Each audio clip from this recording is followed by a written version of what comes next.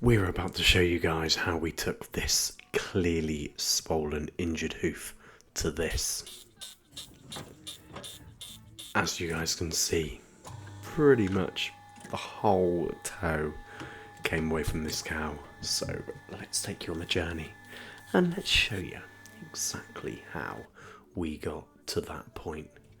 You can see here just how swollen this cow really is. And I'm going to tell you a little bit more in a minute on what we are going to do to try and combat this issue with this cow. But as you'll hear in a sec, you'll hear just how loose this horn really is.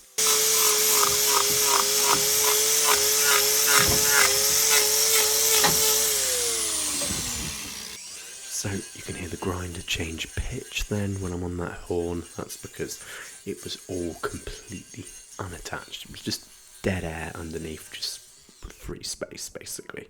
So we are gonna bovie bond on a shoe and get this cow off that issue and, fingers crossed, as comfortable as possible. We have made sure this farm, it's a new farm, it's our first visit today.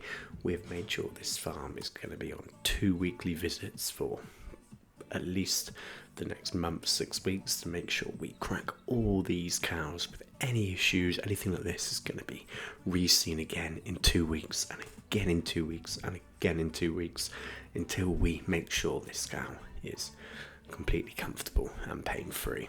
So drop a comment down below, give this video a like if you want to see this cow's recheck, how she gets on in a couple of weeks time. But now I'm just going to talk you through the rest of this trim. So we're now just trying to remove as much of this dead horn as possible, causing this animal as minimal discomfort as we possibly can. And that's why we use a grinder, just because there's no pulling like we have to do if we're trying to trim through with a knife. But as you can see, this whole toe had just completely disappeared.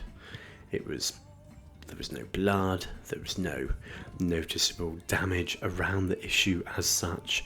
It just broken basically. It was clearly a broken toe.